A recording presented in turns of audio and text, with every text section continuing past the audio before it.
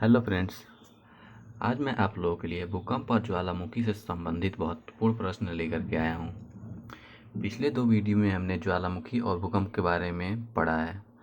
तो इस वीडियो में हम लोग उन्हीं 2 चैप्टर से जो इम्पॉर्टेंट क्वेश्चन हैं उन्हें देखेंगे। ठीक है, चलिए स्टार्ट करते हैं। हमारा पहला प्रश्न है, भूकंप की उत्पत्ति से संबंधित प्रत्यास्थ पुनर्चलन संचलन सिद्धांत का प्रतिपादन किसने किया? तो किसने किया था? ये रीड ने। ये पेपर में आ चुका है कि भूकंप से उत्पत्ति सिद्धांत किसने दिया था? तो रीड ने। दूसरा प्रश्न है, जिस स्थान से भूकंप तरंगों की उत्पत्ति होती है उसे क्या कहते हैं? तो जिस स्थान से भूकंप तरंगों की उत्पत्ति होती है उसे भूकंप केंद्र कहा जाता है। ठीक है। और तीसरा प्रश्न हमारा, भूपृष्ठ का वह बिंदु जहाँ पहला झटका और भूकंप का अनुभव किया जाता है उसे क्या कहा जाता है? तो भूकंप का जिस जगह पे पहला झटका महसूस किया जाता है उसे अधिकेंद्र बोला जाता है। क्या बोला जाता है? अधिकेंद्र। चौथा हमारा, भूकंप के धरातली तरंगे कौन सी होती हैं? मतलब भूकंप में धरातलीय तरंगे कौन सी होती हैं? तो एल तरंगे धरातलीय तरंगे होती हैं। ये धरातल में ही रहती हैं, धरातल तक ये पहुंच जाती हैं ये तरंगे। ठीक है। कौन सी भूकंपीय तरंगे सबसे ज़्यादा नुकसान पहुंचाती? तो जो धरातल के अंदर रहती हैं या वही तरंगे सबसे ज़्यादा नुकसान पहुंचाती है। तो दीर्घ पृष्ठी तरंगे उसे भी कहते हैं, या फिर एल तरंगे, इसे एल वेव्स भी कहा जाता है, क्योंकि इसकी खोज एच.डी. लव्स ने की थी। ये मैंने थ्योरी सेक्शन में बताया है। ठीक है। अगला हमारा, अंतःसागरीय भूकंपों द्वारा उत्पन्न समुद्री लहरों को क्या कहा जाता है?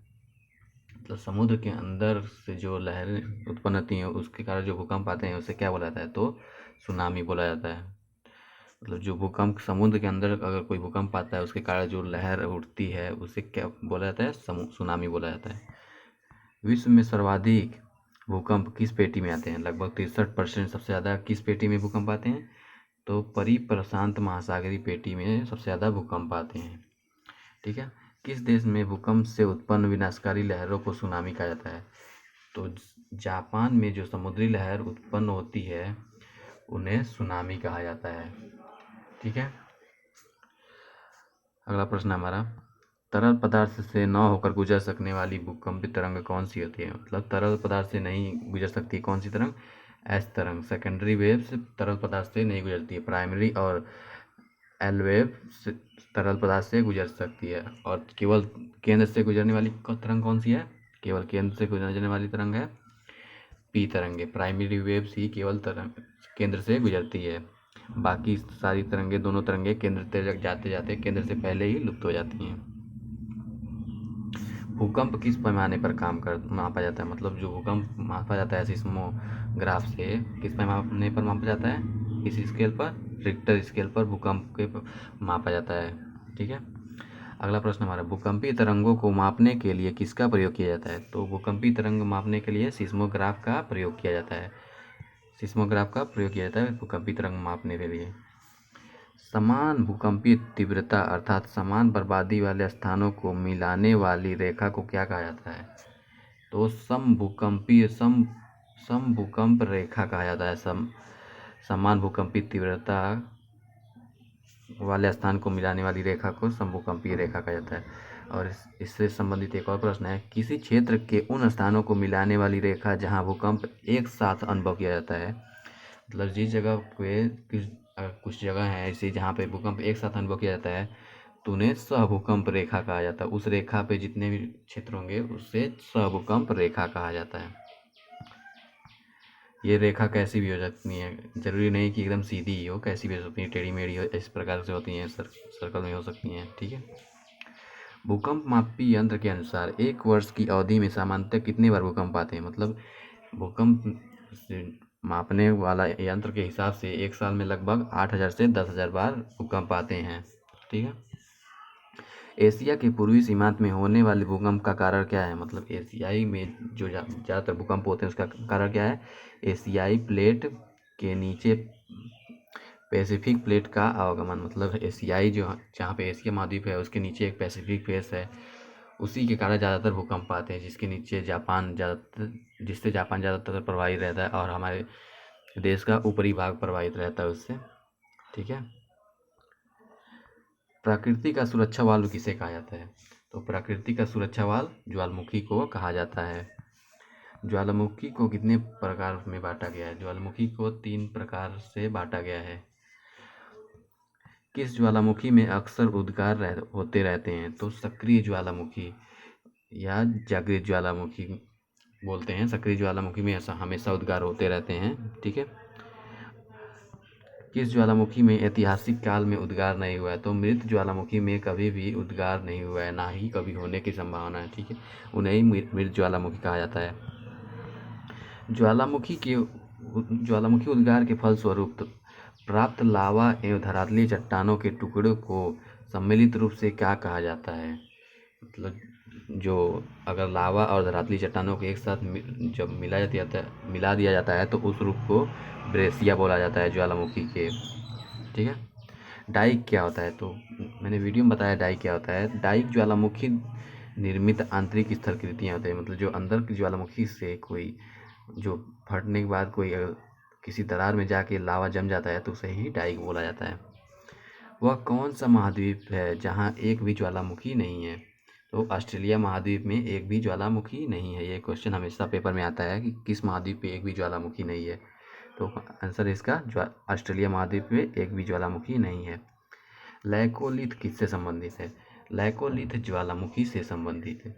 जब ज्वालामुखी किसी कारण से बाहर नहीं निकल पाता जो उसका लावा, तो अंदर ही फट जाता है।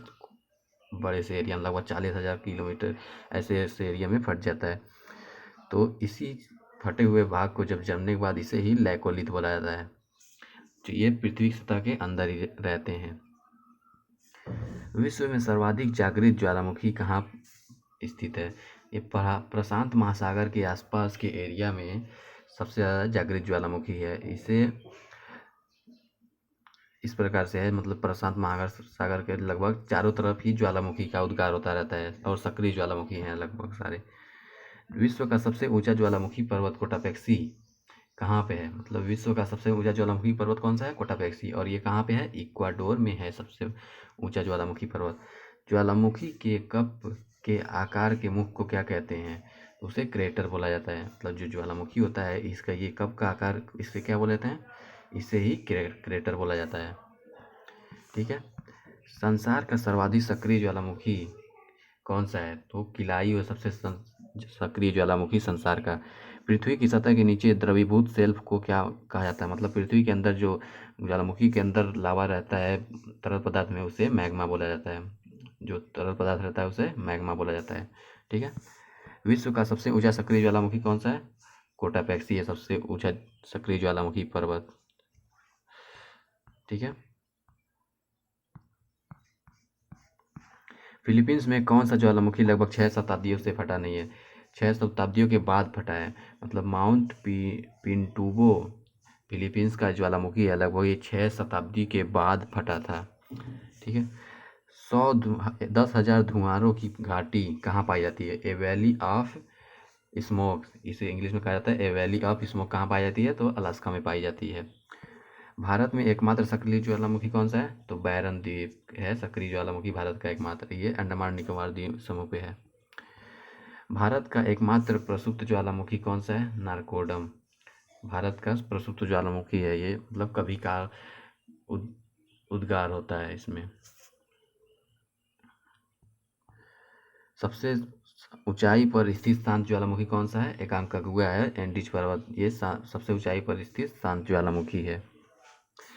और ये जो नारकोडम है इसमें पहले कभी उद्गार होता था, लेकिन अब उद्गार नहीं होता है, ना ही होने की संभावना है। विश्व का सबसे ऊंचाई पर स्थित सक्रिय ज्वालामुखी कौन सा है? वो पिछला वाला हमारा था कि सब शांत ऊंचाई पर स्थित शांत ज्वालामुखी है एकांकागुआ, ये एंडीज पर्वत पे। और ऊंचाई पर स्थित सक्रिय ज्वालामुखी है ओजेस डेल सलाडो, ये अर्जेंटीना चिली बॉर्डर पर है। भूमध्य सागर का प्रकाश स्तंभ किसे कहा जाता है? बहुत इंपॉर्टेंट क्वेश्चन हमेशा पेपर में आता है। स्ट्रम्बोली को भूमध्य सागर का प्रकाश स्तंभ कहा जाता है, क्योंकि इस ज्वालामुखी में हमेशा उद्गार होते रहते हैं और उद्गार के कारण आसपास के एरिया हमेशा प्रकाशित रहता है। ये लिपारी द्वीप पे है। किस द्वीप पे है? लिपारी द्वीप पे। विसुवियस ज्वालामुखी कहाँ है? विसुवियस ज्वालामुखी इटली में है। इटली में एक और ज्वालामुखी एटना। ज्वालामुखी से निकला लावा को ठंडे होने पर क्या कहा जाता है? मतलब ज्वालामुखी से जो लावा निकल के बाद ठंडा हो जाता है, इसे सिंडर बोला जाता है। जब ये ठंडा होकर जम जाता है तो इसे सिंडर बोला जाता है। ज्वालामुखी में सबसे ज़्यादा कौन सी गैस निकलती है? तो जलवाष्प निकलती है सबसे ज़्यादा ज्वालामुखी में। लगभग 80 से 90% जो ज्वालामुखी में से वो जलवाष्प निकलते रहते हैं। ठीक है, थैंक यू।